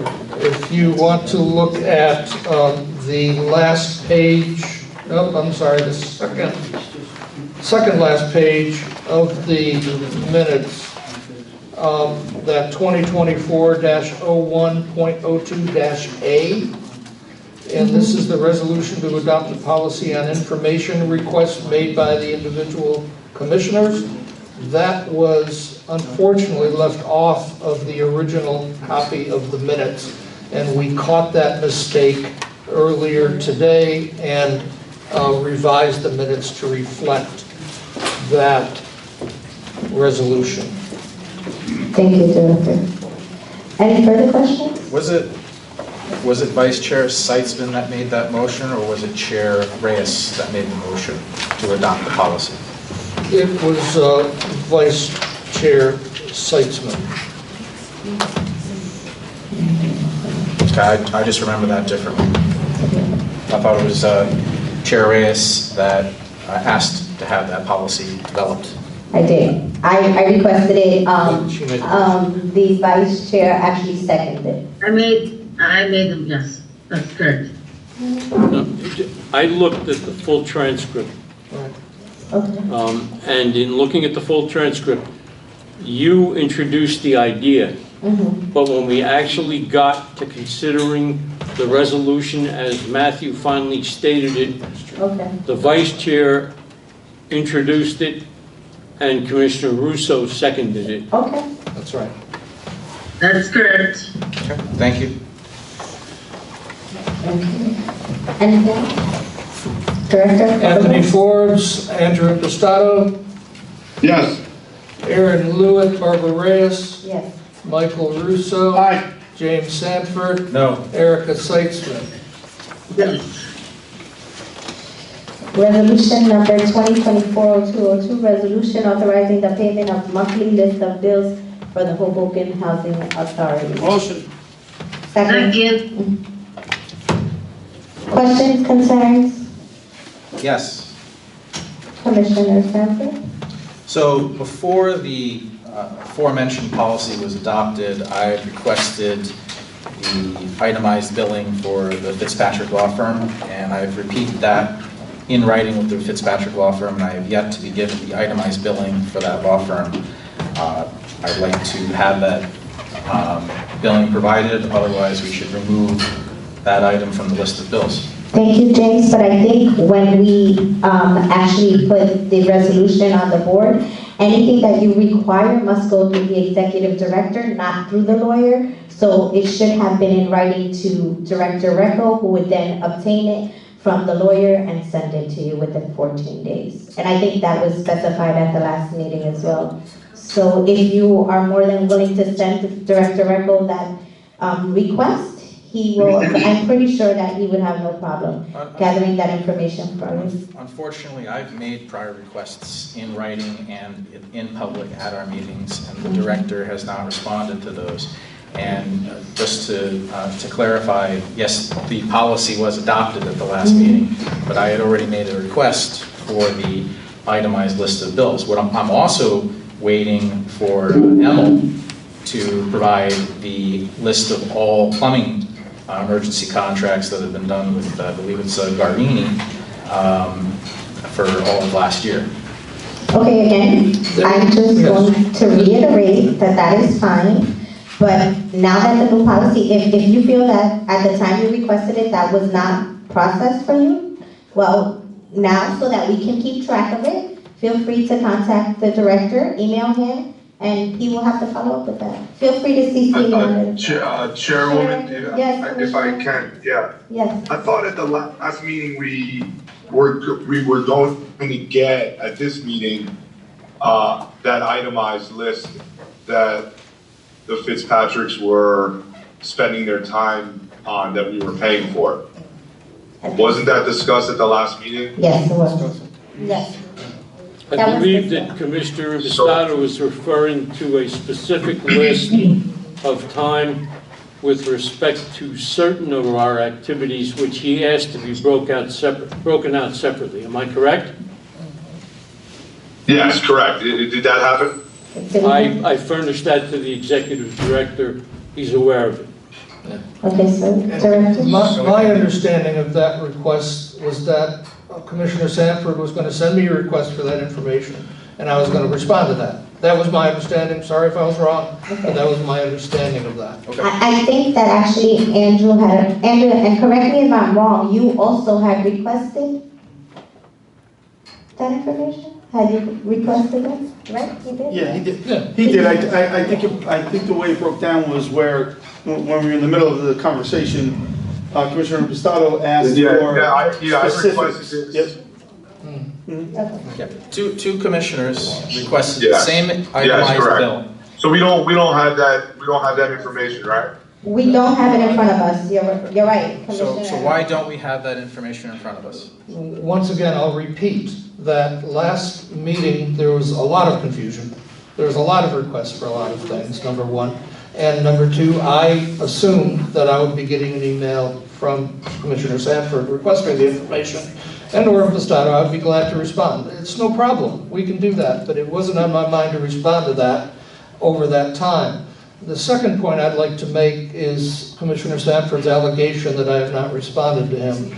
There was a few months ago that we asked clearly at this meeting for Commissioner Sanford to give me a list of issues of things that he wanted. And I have not received any emails from Commissioner Sanford since November of 2023, nothing, zero. And I'll be glad to respond, but I think it was very clear that we had asked him to go back to his emails and find out what he wanted and give me a very fresh list. Now, Commissioner Sanford has sent me emails in the past, for example, requesting some information at noon and then saying he wanted it by 4 o'clock in the afternoon. And then at 6:30 that evening, while I was in a resident meeting, he sends me another email saying, well, never mind, because you have failed in your duty to respond to me by 4 o'clock. That is absolutely not true. Well, I've got the emails, and again, I don't know what the problem is, Commissioner. Again, the problem is you're withholding information. No, I'm not. You can just follow the instructions, follow the policy, and from here on you'll get the information. So you create a policy. You create a policy. If I may. I got you all talking. I got you. One at a time. One at a time. Get in there. Oh, sorry. Sorry, Commissioner Impastato, go ahead. Oh, great, thanks. It sounds like, I don't know what's going on with Director Recco and Commissioner Sanford. That seems like it needs like a couch session. But Director Recco, you do have to take some onus, and it was on you at the last meeting that we all agreed as a board that you were going to provide us with the broken out list of bills for our council. So if we don't have that right now, that's on you, and there should be no excuse for not having that. Well, I will again, Commissioner Impastato, apologize for that. But again, I was not aware. I'll look back at the transcripts, and if so, I will apologize. But nonetheless, It has not been on my calendar to bring that to this meeting. Madam Chair, if I can. So, I mean, let's just talk reality. We don't have it in front of us. We have a list of bills that have been, the work for those bills has already been performed.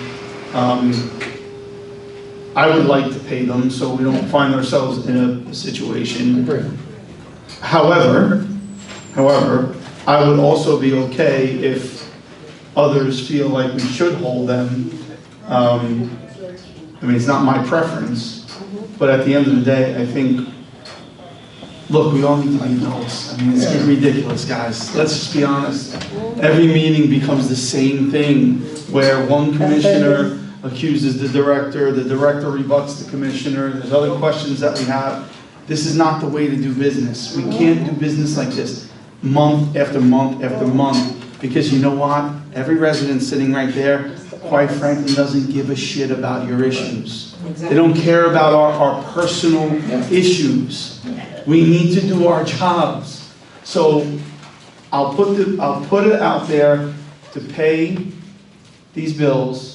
Director, please get the information as fast as possible. May I commit to having it out to the board, all of the board members tomorrow? Thank you. I mean, I'm absolutely fine with that. I, of course, defer to my fellow commissioners. I'm not the only say on this board. We function as a board, but we need to do that better too. We need some accountability here. We need to function better as a board.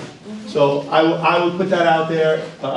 Commissioner Pistato, Commissioner Seitzman, if you are okay with that, Commissioner Sanford, if you are okay with that, Madam Chair, if you're okay with that, I'd like to move forward, move past this resolution, either vote it up, make an amendment, and then vote it up, and then move on to the next one, because we can't do this every single meeting. I agree. Commissioner Pistato? Sure. Vice Chair, as soon as Commissioner Pistato speaks, I'll give the floor to you. What's the question? The question is that you could be okay with actually approving this resolution, and the director will send out that information first thing tomorrow to all commissioners. He just stated that he'll send all that information to all commissioners tomorrow morning. Or what? What's the dollar amount for Fitzpatrick's on this list of bills? I should point out that Fitzpatrick and Waterman did not submit an invoice this month, so there is no payment to them. There is no payment to them on this bill, on this monthly list of bills. Commissioner What are we talking about? Okay, yeah. Exactly. Emily, you're quickly becoming my number two. Nobody's beating her when she gets meeting. On that topic, what I have received from the attorney is a list of hours that they have spent for a period of from July 1st to December 31st, 2023, July to December, and I have a list of hours. I don't have that. I could do a quick calculation by the hour, and I can have that out tomorrow. It would be that simple. Okay, we appreciate it. It's just they're not on the list of bills, so as Andrew stated, I don't understand. So can we move forward then with, since Fitzpatrick's are not on the list of bills, any further questions or concerns regarding the list of bills? Doesn't seem like it. Director, please call the roll. Anthony Forbes, Andrew Impastato. Yes. Aaron Lewitt, Barbara Reyes. Yes. Michael Russo. Aye. James Sanford. No. Erica Seitzman. Yes.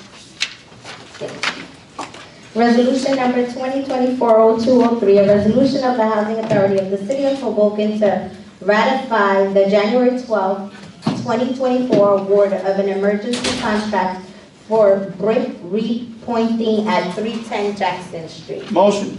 Motion. Second. I guess. 1 second. Either way.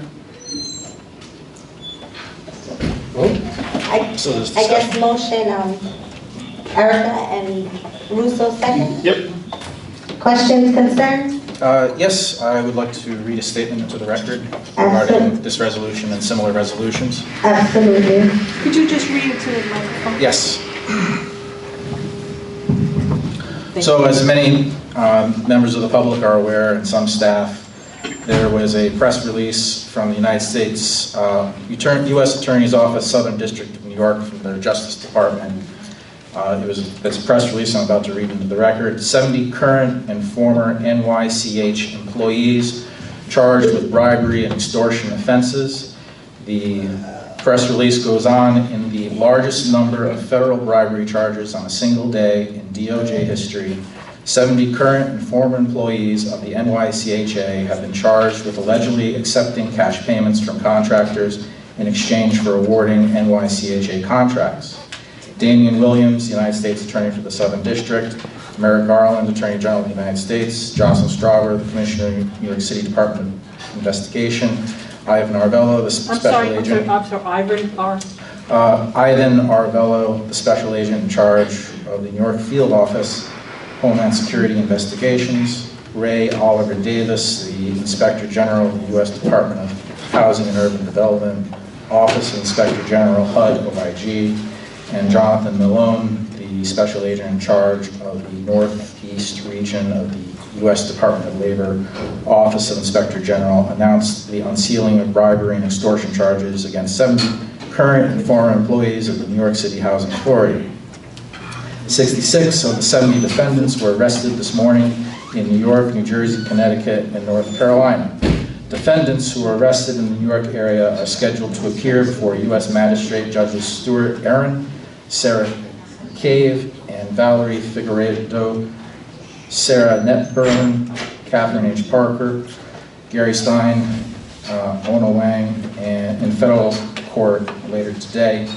U.S. Attorney Damian Williams said, instead of acting in the interests of NYCHA residents, the city of New York, or taxpayers that 70 defendants charged today allegedly used their jobs at NYCHA to line their own pockets, this action is the largest single-day bribery takedown in the history of the Justice Department. NYCHA residents deserve better. My office is firmly committed to cleaning up the corruption that has plagued the NYCHA for far too long, so that its residents can be served with integrity and have a high-quality, affordable home that they deserve. The culture of corruption at NYCHA ends today. Attorney General Merrick Garland said the Justice Department will prosecute to the fullest extent of the law those who abuse their positions in public service in order to enrich themselves.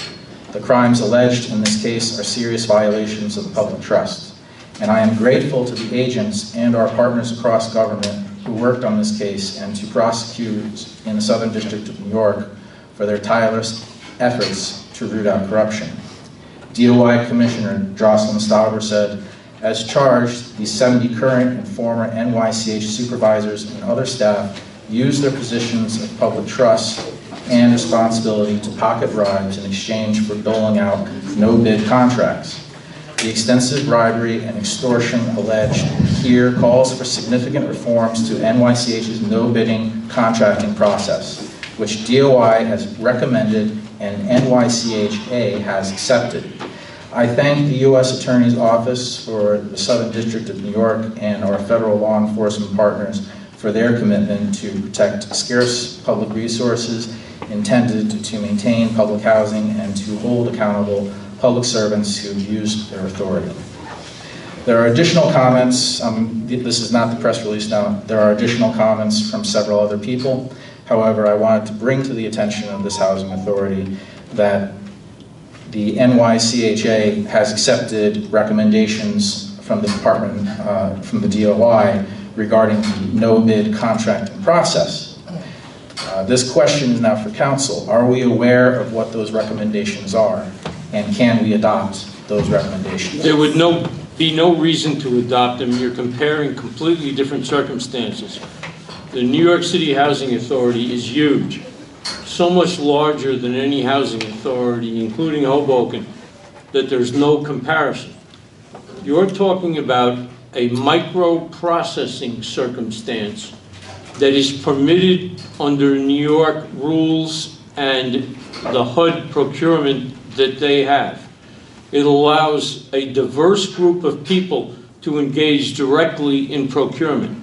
We've got nothing like that. Nothing like that ever happens. And you're referring to something called a no bid. We don't have circumstances that are no bid. So there's no reason to in any way change our circumstances accordingly. I'm fully aware of what the guidelines that were proposed are, and as far as I'm concerned, our current procurement complies completely with it. Council, I respectfully disagree with you.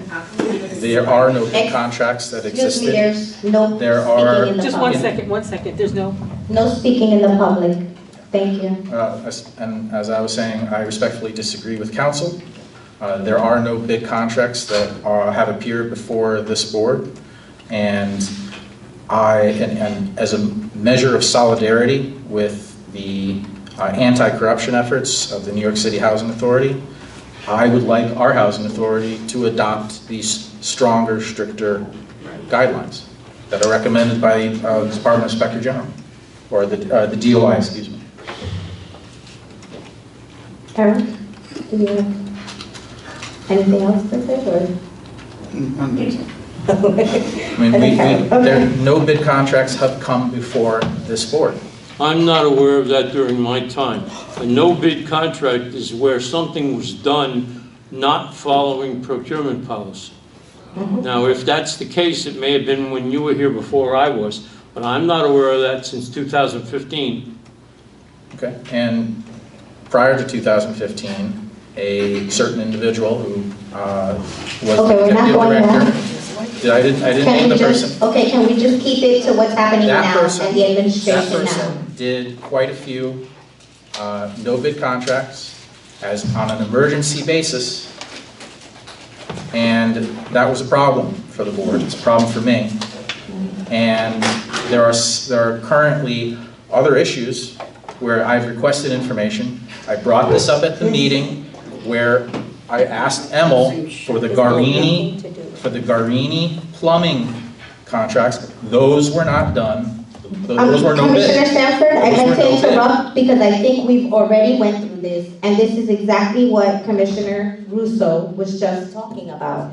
We do this every time the resolutions come up. I absolutely understand where you're coming from, right? I think there's not a single body. Thank you, Patricia, I'll speak to you directly so you can record me. I think there is not a single person here that did not hear what happened in NYCHA, right? And is it disgusting? It as absolutely is. What I can say as a resident here, who I understand that you've been a commissioner for many years, but I've lived here longer than you've been a commissioner, first of all. Second of all, what I can say is we need to stop holding whatever previous administration has done on our administration now. I think that time is over. I think you've taken pride in saying how you have changed the administration. I think that's one of your biggest achievements you stated previously in previous meetings. So with that being said, I think you always bring these things up to go right back to where we started, where you're asking for a document. I'm not going back and forth with you on this. The bottom line is you want that document from Emil. I asked you to email it to the director, the request, and he has 14 days to get it to you. Plain and simple, we're not going any further, and if we are, we will just move forward with the vote. Unless you make a motion. Excuse me, I'm not gonna ask the public again. Public portion has stopped. We do not yell across the room. That's not what we're doing. Next time, if you'd like to come and speak during public portion, you're more than welcome. Unless you force an end to the discussion, this is a discussion of the resolution. It was the resolution until you brought back. I let you finish. I'd ask you to let me finish. We have a discussion in public for the business of the authority, for the sake of transparency, so that everybody can see what's going on. And with respect to the public, they need to be the witnesses, they need to see what's going on, and it's my job to take care of the business of the authority. It absolutely is, which you vote no on at every meeting, but thank you. Go ahead. So I'm trying to get information about bids, about And, bills. and our lawyer has clearly gave you the information. The lawyer's I, clearly as giving the the wrong chairwoman here, stand by whatever our lawyer states. I'm not going back and forth with this. If there's any other commissioner that feels like Commissioner Sanford, please speak so that if you guys would like to do something like that, it's up to everyone as a board. Madam Chair. Sure, absolutely. Do you believe this is a no-bid contract? Do you believe this This did not go up to bid, from what I this understand. specific, you believe this falls under a no-bid contract? Is that why you're asking that question in reference? I'm just trying to understand, because I understand your point, and you want to make it, and I have no problem with that. For me, that's something that I would tend to do in new business, right? I would get all of those other things rather than trying to stretch it to an ordinance or a resolution, excuse me, that we're trying to conduct business on. With the exception of, if you believe this falls under what you're talking about, that's different. But if you don't believe that this specific resolution falls under the concerns that you have, I would just ask that we vote on the business at hand, and then at the end of the meeting, like every other meeting, we have a second here, new business. If you need to air out grievances, I'll sit here with you all night, Commissioner. I have no problem with that. But I do think it's important for the members of the public to know that we voted on certain resolutions that they came to listen to. They are their grievances as according to the rules of our meeting. We hear them in the beginning of the meeting, right? We vote on the business, we move past the business, and then we have new business. So the grievances that you specifically have as a commissioner that might not relate to something that we're voting on, I would just ask that we do that at the end of the meeting. Because a lot of these residents might not want to be here for all of that, right? To answer your question, Sure. Yes. Oh, This statement is relevant, and it applies to all contracts that are not bidded out. And there are contracts before this board, which we are asked to vote upon, that are not bidded out. Now, the council said there are no bid contracts do not exist. I respectfully disagree with them. I don't see, that has not been my experience at this meeting or in recent memory. Madam Chair. If I may finish, the documents that I requested prior to this 2-week waiting period policy were specifically for a vendor that did work for the authority that was not bidded out, and I still have not gotten that information. And again, request it as the policy in deference to your request that we just move through the list of bills, I didn't bring it up then, even though that vendor, Guarini Plumbing, was on this list of bills. So I am trying to take But you voted no anyway, and I so appreciate it's okay. that. So, yeah, if you want to debate why I vote no on a lot of stuff, that's an entirely different subject. But in order to vote adequately on anything that comes before this board, this commissioner, any commissioner, has a right to request the information. And there's a policy in place on how you should do it. A policy now. Okay, but you want this information. You've been told what to do. You were told at the last meeting what to do. You were told at previous meetings what to do. And you just continue to ignore those. And then you come here every month and make the same circus. And it's like the same circus every month that we're going through with the same thing. You requested information, you didn't get it. You're asked to do it, and then we don't hear from you for another 30 days. Madam Chair, Madam Chair? I have been, Yes. Commissioner Seisman. Yes, Commissioner Seisman. I think we redid the procurement policy last year and the last few years. Maybe we could have a refresher. Maybe if that would be possible next meeting so the public understands our procurement policy. So everybody is aware of the rules and procedures, because I'm pretty sure we redid it last year, we voted on it, so it was pretty clear. And we actually, I think, got some extra counsel to make sure it was done fairly. Yes, and maybe my turn? Sure. There is a portion of our procurement policy, and I think this is crucial, that if there is an emergency, right? If, for example, the roof blew off of this building, we shouldn't wait 6 months without a roof to bid a project, right? There has to be some emergency authority that we can go in and immediately do that work. In the resolution that's in front of you, and the next resolution, During the storms that we had, they were affecting our elevator. Our elevator shut down because there was water infiltrating into the elevator shaft. It was also infiltrating into folks' units. Now, I don't think anyone would want me to turn to them and say, sorry, ma'am, you're not going to have an elevator for 6 months, and you're going to have water in your unit for 6 months, because we've got to go through a bidding process. There is a time within the purchasing policy, reasonably, that I need to step in and say, this work needs to be done now, right? Because there's another storm coming in a week. So we got to have this work done. And that is what this is all about. This is not a repetitive process. Now, when we do this, we come to the board for approval. It's not like, and the comparison to NYCHA is nonsense. We don't hide this. This is public. We're bringing it in a resolution so the board knows and can approve the action. Director, it's not nonsense. And I'm not finished, excuse me. A lot of stuff is being hidden. May I finish? There's nothing that's being hidden. And if you want to go back over again what the chair lady was so nicely saying, we go back over this and back over this. And it's not being hidden. Make the request appropriately. This particular resolution has nothing to do with the NYCHA. The NYCHA issues repulse me. They're awful.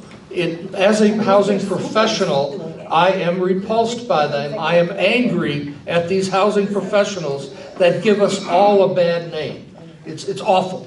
And I've run into these before in my career, and people that have done this, and I'm always repulsed by these kind of actions by other housing authorities.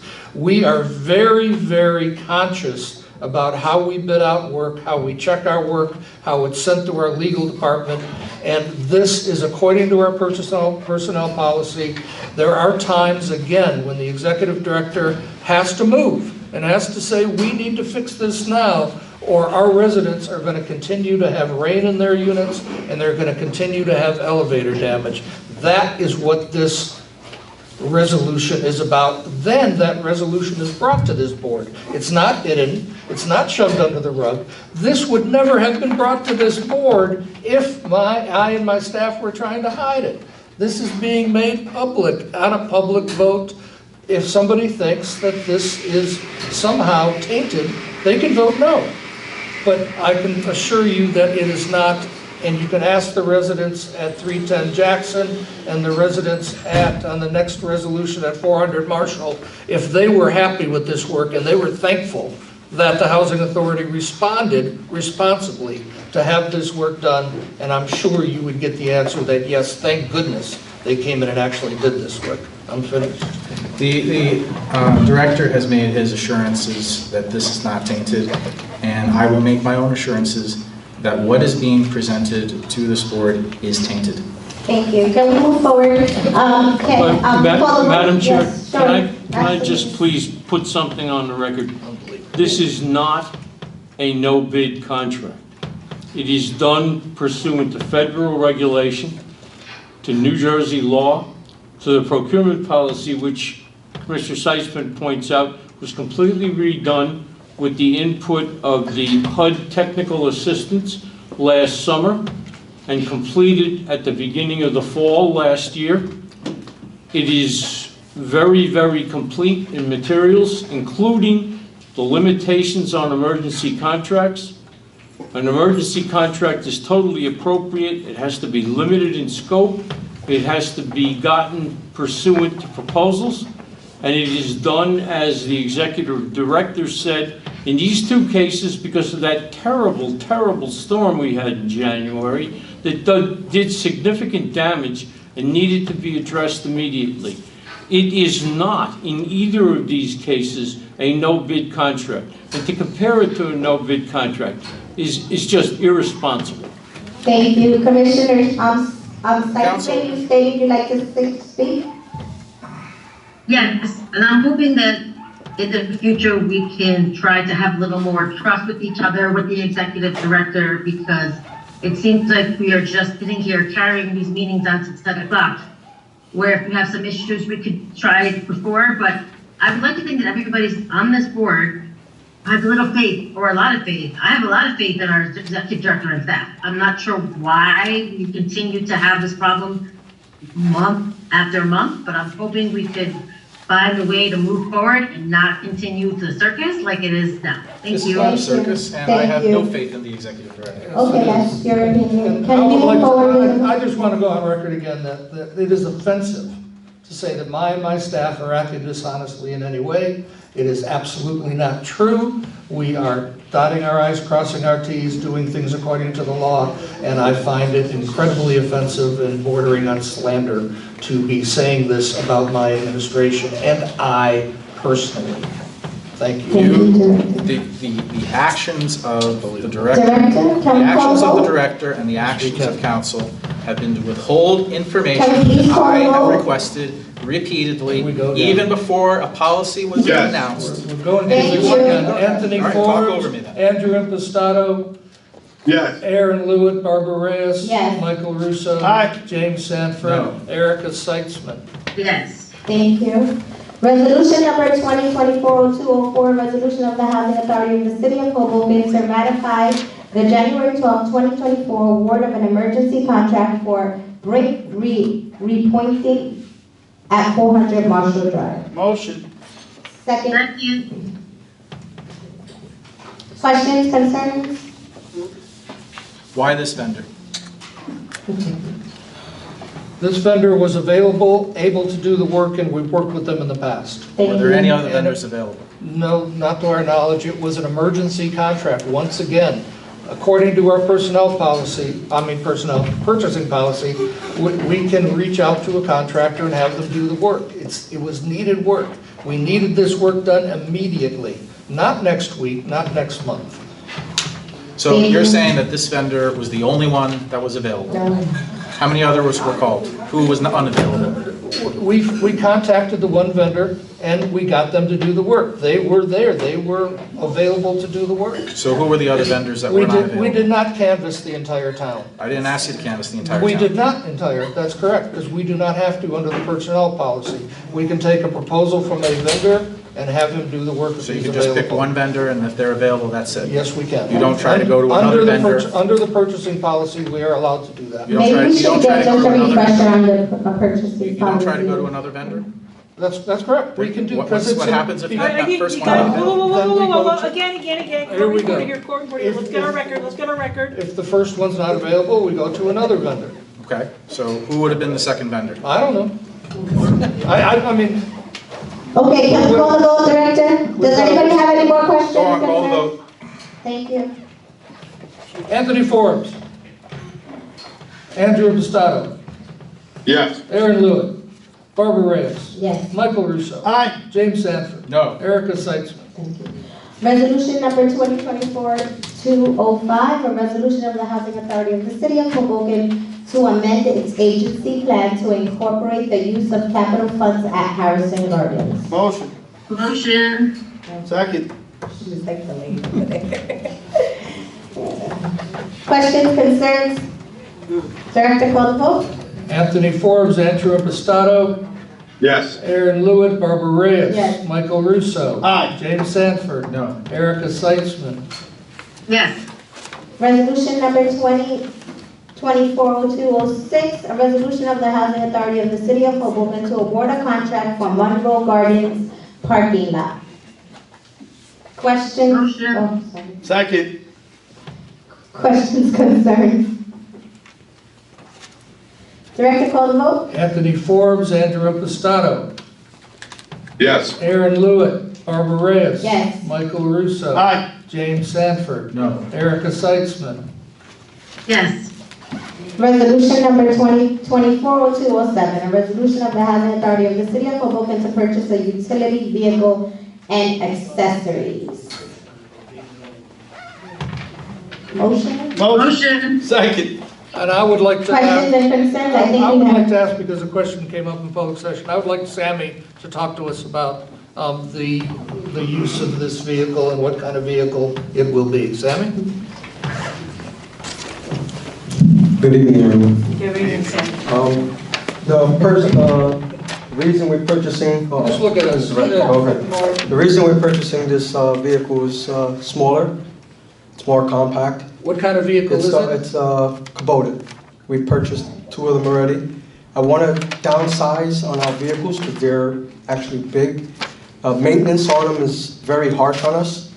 The Kubotas are less maintenance. I mean, we could just have someone come on site, take care of them on site. We don't have to send them out. They don't, if we go off terrain, which is, on top of our sidewalks that we need to pre-treat for the winter and have our guys not having to pull themselves onto a 250. I mean, we're not young guys, so the smaller vehicle, lower to the floor, and it'll give us more bang for the buck. Thank you. You're very I have a question. very used vehicles. Yes. Yes. Are we, you mentioned downsizing vehicles. Are we selling like an older pickup truck that maybe might not be as efficient to pay for this or to downsize? Yes, we're actually trying to get, right now we have, if I'm not mistaken, I think it's a 2001 Ram. That vehicle has no tailgate to it. My guys are using it. Our dashboard is cracked. I mean, it's beat down by the sun, as you see, it sits outside. It's a 2001, we're in 2024. And we're still using that truck. I'm sorry to interrupt. I think the question was more, are we selling trucks like that? Well, we normally, once we purchase, we get rid of one to, I send it to Emil, we'll put it out for bid, and they take it from there. Right, okay. We put it out for bid. Yes. Okay, so we are. For auction, I'm sorry. Once we purchase this, we then are going to take out like one of those clunky Correct. trucks that are Correct. that we find on the list of bills every week for thousands of dollars. Exactly. So that's the purpose here, right? Is that what we're Yes. doing? Which would be. I'm sorry to interrupt, but it also helps us out on our parking. You know, we have a lot of residents, we have these 250s. At least for 3 Kubotas, we can take up one spot. Yeah, it makes We got sense. 4 Yeah, F-150s taking various spots. I mean, again, the diesel gives us more time on the road. The gas is going up. I mean, it's just the best way for us to go, smaller, compacted. The city's doing it. Not only the city, my town is doing it. It's just the best way to go with it right now, other than electric. Okay, great. Thank you. Thank you. You're welcome. Thank you. May, I hope that answered your question. Director Acola? Anthony Forbes, Andrew Impastato, Yes. Barbara Reyes. Yes. Michael Russo. Aye. James Sanford. No. Erica Seitzman. Yes. Resolution number 2020. Madam Chair, if I may, Absolutely. if you look at your meeting package, you will see that this next resolution actually has blanks in it. It is not going to be considered tonight. My advice would be not even to introduce it. It Okay. will be postponed until the next meeting. Okay. Thank you. Thank you. 8. Harold. Which one is it? 2.08. 2.08. What's the title? I'm sorry, I don't have it in front of me. A resolution to award a contract for Harrison Gardens interior stairwell renovations. Got it, thanks. Thank you. 2024-0209, a resolution of the Housing Authority of the City of Hoboken to reject all bids for Harrison Gardens physical security enhancement. Motion. Second. Questions, concerns? Director, call the vote. Anthony Forbes, Andrew Impastato. Yes. Aaron Lewitt, Barbara Reyes. Yes. Michael Russo. Aye. James Sanford. Abstain. Erica Seitzman. Thank you. Resolution number 2024-0210, a resolution of the Housing Authority of the City of Hoboken to award contracts for resident services programs providers. Motion. Second. Questions, concerns? I had mentioned this earlier. I think we went over this in detail when getting spoke, so, call the vote, Director. Anthony Forbes, Andrew. I'm sorry. Yeah. There's just, I had one question. I think you didn't hear that one part when you guys went over it, but what are the, are we renting the field to any adult services? No. We're not renting, that I'm aware of. Well, first of all, we're not renting at all. Yes, absolutely. To any Oh, okay, service. these are the nonprofits that are gonna do things. Partnership. That's correct. Or, got it. Thank you. So, Director Caldwell? Anthony Forbes, Andrew Impastato. Yes. Aaron Lewitt, Barbara Reyes. I would like to vote yes and abstain to one, which is Hopes, because I currently work with them. Michael Russo. Aye. James Sanford. No. Erica Seitzman. Yes. Okay, we have a technical problem. Yeah. That means. I mean, this might be a technicality, but, I don't know, I might be wrong here, but can you do that, Barbara? I don't know if you can just abstain to one of the, I think you should just abstain to the whole thing. I don't have a problem with abstaining to the whole thing. Let me finish, Commissioner Impastato, because it's more complicated than that. If indeed what the chair was proposing, which is to consider the Hopes one separately, that can be done. Okay. But okay. Let's just use the theoretical example. Just making sure. I'm sorry for interrupting. No, that's all right. Let's just use the theoretical example. Anything that the chair abstains on is not an affirmative vote. That would mean we only have 3 affirmative votes on whatever it may be that you're voting on. Okay. That resolution will not pass. Okay. If you're proposing to abstain on Hopes, which is totally appropriate, the first thing we should do is amend the resolution to remove Hopes. Vote on the rest of it, or else the entire list fails. I'm okay with that. I don't think that would be an issue. Yes, right. That makes it. But then Hopes won't get approved. Not this month. Could we carry it That's over correct. to the next month? I don't think it would be a big deal. We still service the May I ask a question? That's the cleanest version. That's what I was getting at. Okay. I agree. If I may, why would it not pass? Isn't an affirmative vote the majority of the commissioners present at the meeting? Who am I to interpret the infinite wisdom of the New Jersey legislature?